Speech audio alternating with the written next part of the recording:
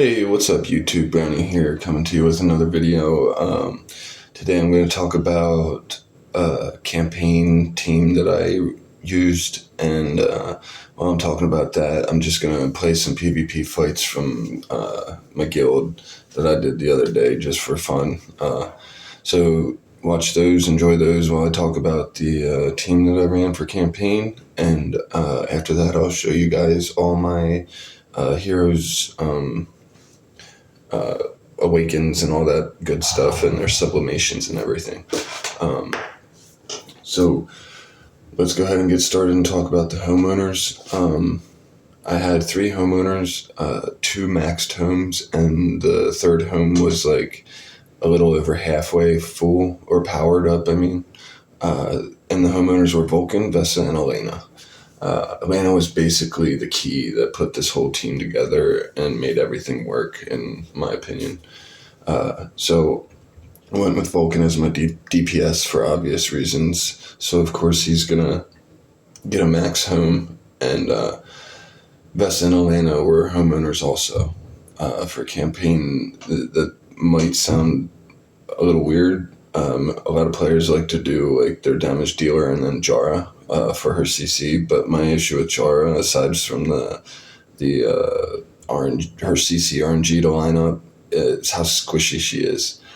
And in campaign, it seems that no matter how strong a hero is, they're always being hit into unbending will with like one shot. So my goal was to figure out a way to basically not let that happen. So knowing how squishy heroes could be in campaign, I thought maybe using 2 of the best supports as homeowners could bring my survivability to where I wanted it to be.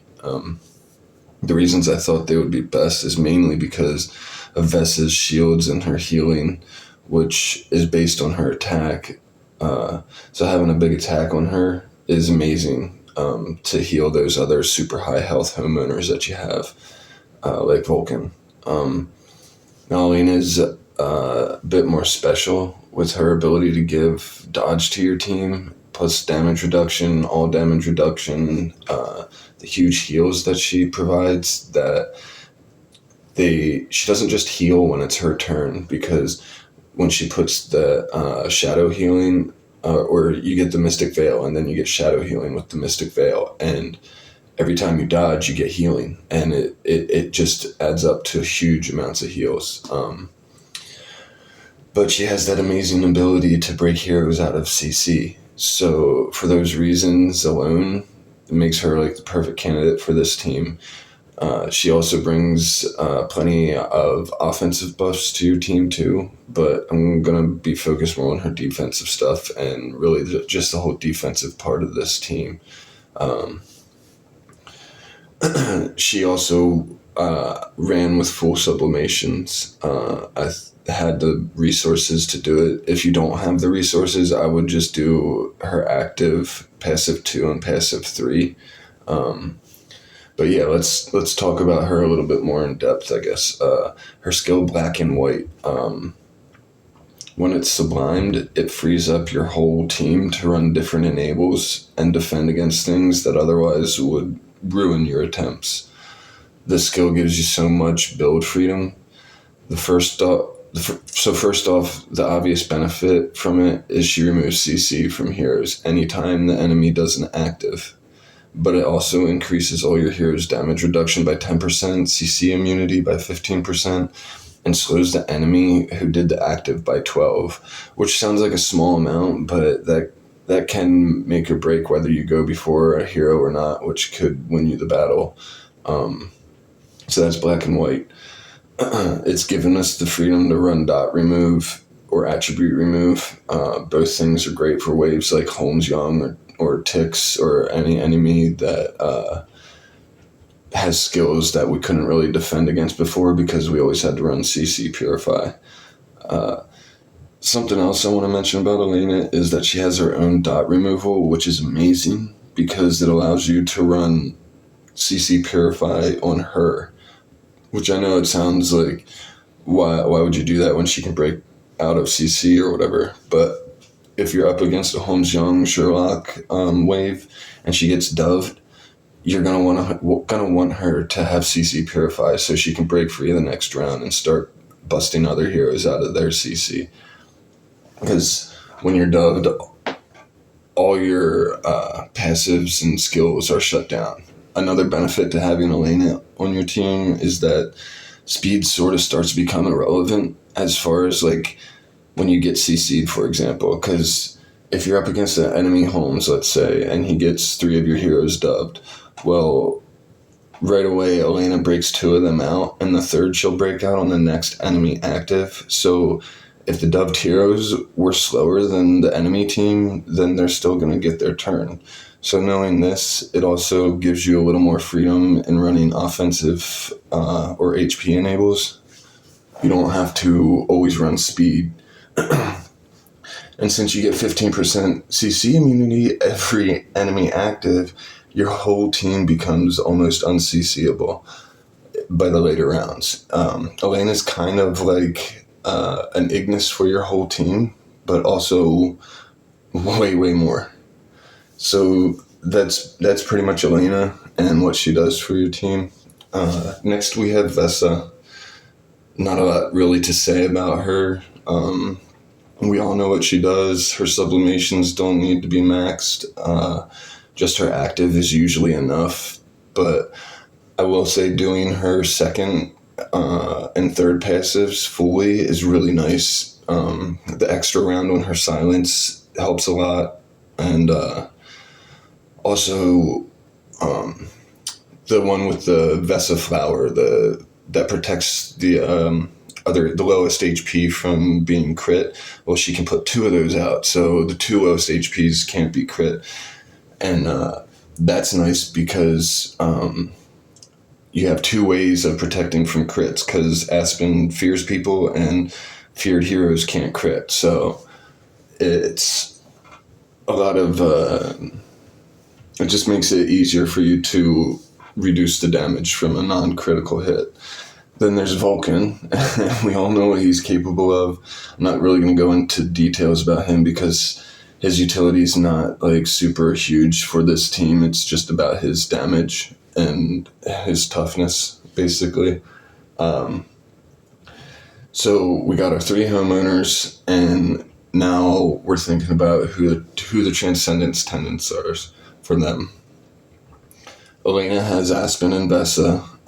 Vesa has Freya and Jara, and Vulcan has Eos and Asmodel.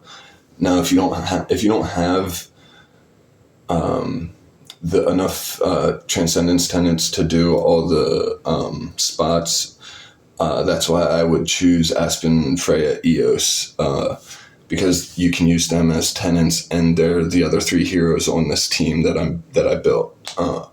So it just kind of feeds into each other. So the reason I chose Freya, Eos, and Aspen is because Freya was going to give my team more survivability and increase my team's effective HP with her skills that allow my team to dodge more.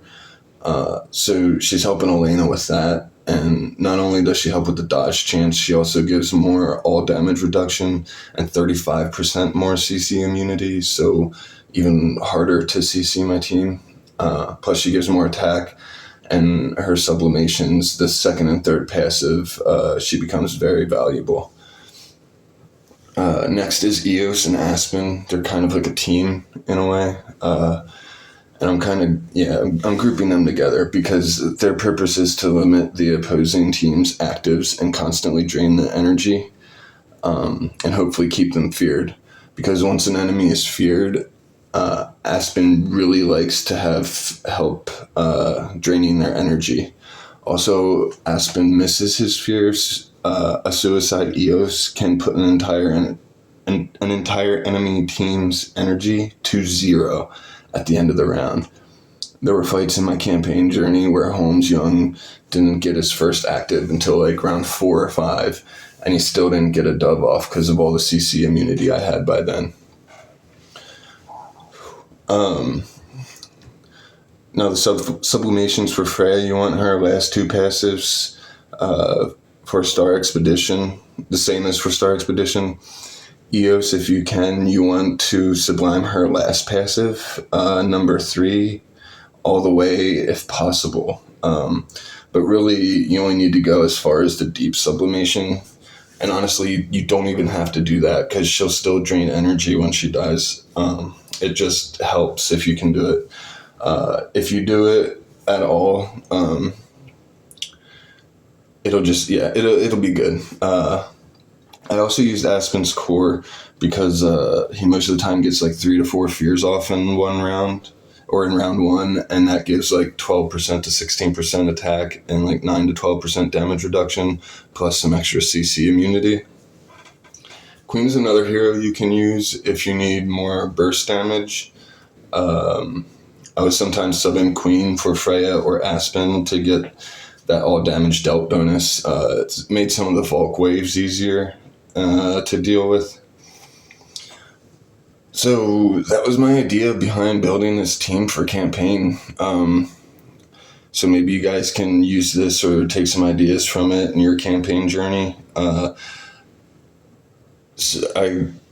don't know. A couple people had asked a few questions about sublimations and other things. So I don't know. Hopefully this answered some questions or maybe just gave you guys some ideas for what to do when you get a problem in campaign or hit a problem in campaign.